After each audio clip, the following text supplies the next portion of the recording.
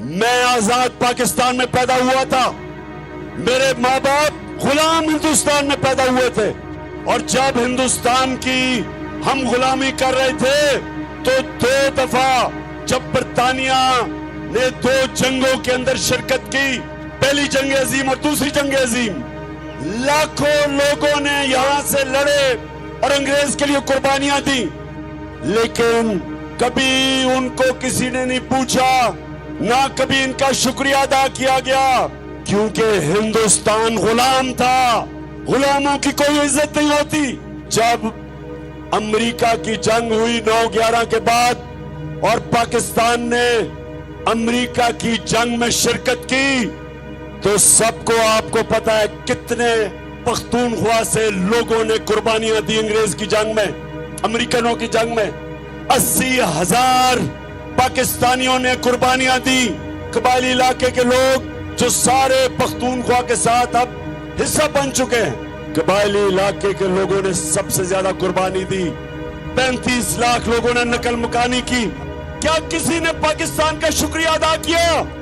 کیا امریکہ نے کہا کہ شکریہ پاکستان، آپ نے 80,000 اپنے لوگ قربان کر دیے، 3 گنا زیادہ ہماری فوجیوں نے قربانی دی بنسبت جو امریکن افغانستان میں جن کی جانیں گئیں؟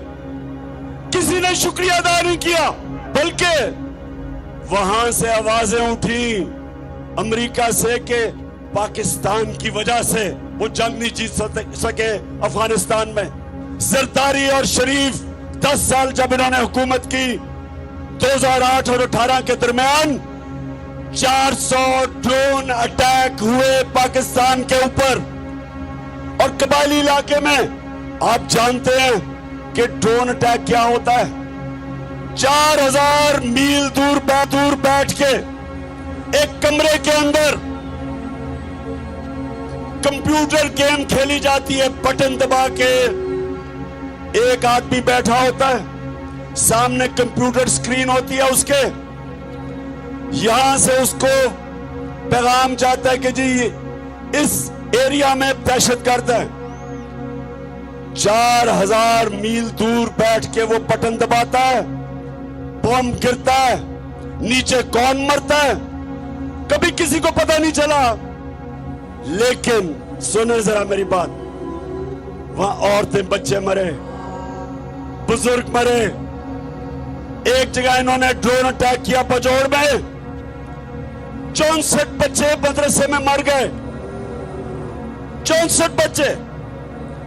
ایک جگہ وزیرستان میں ڈرون اٹیک ہوتا ہے، 7 لوگ مر جاتے ہیں، جو زخمی ہوتے ہیں ان کی چیخوں کی آوازیں، لوگ آتے ہیں ان کو بچانے کے لیے، دوسرا ڈرون اٹیک ہوتا ہے، 7 اور لوگ مر جاتے ہیں۔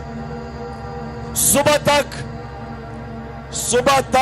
لوگ ڈرتے ہیں جاتے ہوئے قریب، جو زخمی ہیں ان کی آوازیں آ رہی ہوتی ہیں، صبح کو لوگ بچانے جاتے ہیں، پھر ڈرون اٹیک ہوتا ہے، 7 اور مر جاتے ہیں، 21 لوگ مرتے ہیں۔ شادیوں پہ ڈرون اٹیک، جنازوں پہ ڈرون اٹیک۔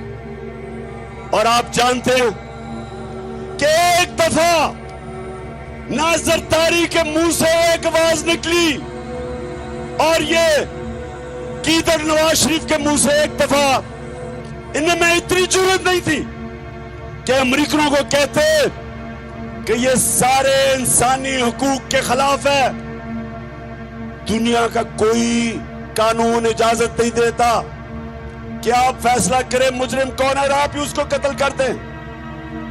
جج، جوری، ایکسیکیوشنر، دنیا کا کوئی قانون اجازت نہیں دیتا، لیکن اس ملک پہ جن کے لیے ہم جنگ لڑ رہے تھے، 400 ڈرون اٹیک ہوئے، ایک دفعہ ان دونوں نے جرأت نہیں کی امریکہ کو کہنے کے لیے کہ کیا آپ اپنے ملک میں دہشت گرد کے اوپر ڈرون اٹیک کریں گے؟ جرأت ہی ان میں کیا؟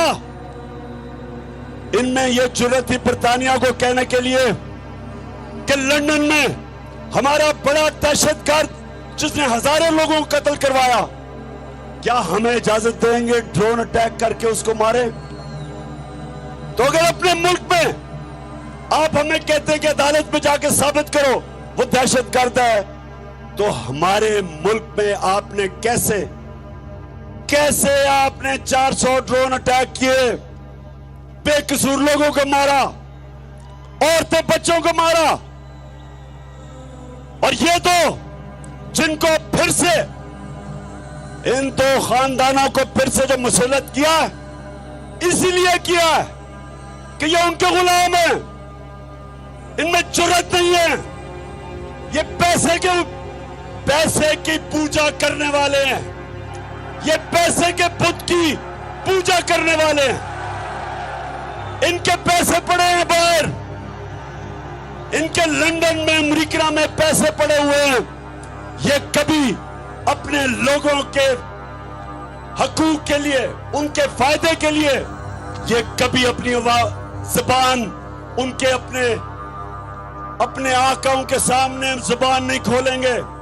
इसलिए इनको लेके आए, इसलिए इनको पाकिस्तान पे मुसल्लत किया, क्योंकि इनको पता था कि इमरान खान ना इनको बेच देगा, ना यहां से उनकी किसी जंग में शिरकत करेगा, ना वो अपने मुल्क के मफादात को उनके लिए कुर्बान करेगा, अपने लोगों के फैसले करेगा, क्योंकि इमरान खान का जीना मरना पाकिस्तान में है।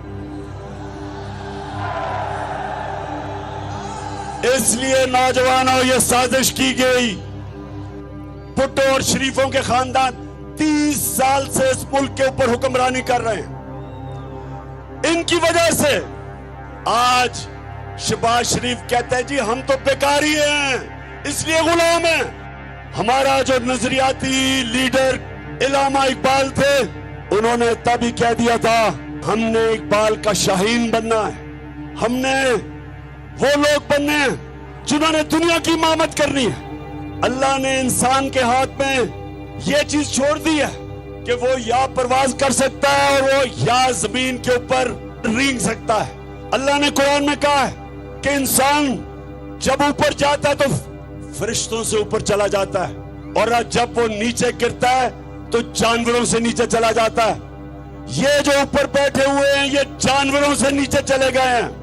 एक जानवर भी उतना खाता है जितना उसकी भूख होती है, इनका तो पेट ही नहीं भरता। मेरे पाकिस्तानियों, हमने इनका मुकाबला करना है, अपने मुल्क को बचाना इन चोरों से, अमेरिकनों के गुलामों से, और आपने सब ने मेरे साथ निकलना है।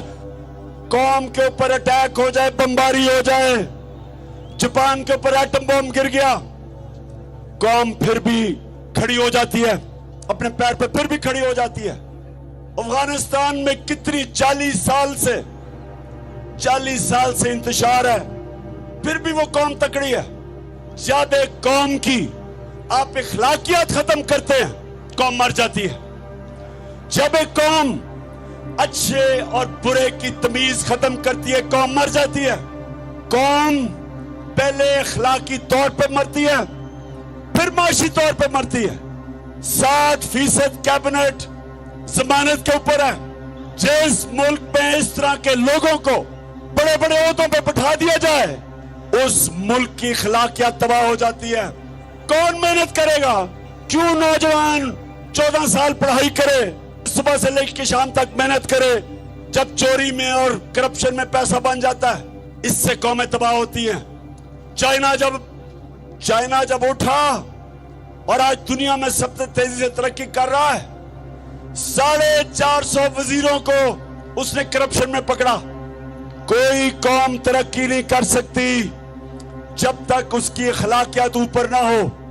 इसलिए हमारे नबी सल्लल्लाहु अलैहि वसल्लम ने मदीना में अमर बिल मारूफ, उन्होंने अपनी कौम को कहा कि तुम हक और सच के साथ खड़े हो, तुम अच्छाई के साथ खड़े हो और बुराई और बातिल के खिलाफ जंग लड़ो। ये हुक्म है अल्लाह का, ये कुरान में है, अमर बिल मारूफ। इसके ऊपर एक माशरा खड़ा होता है। तो जब माशरे के बड़े बड़े होते, उसके बड़े बड़े मुल्क के मुजरिम ले ले, वो माशरे का कोई मुस्तकबिल नहीं है। हम دنیا کے سب سے عظیم لیڈر محمد صلی اللہ علیہ وسلم کے امتی ہیں. ہمیں کوئی خوف نہیں ہے.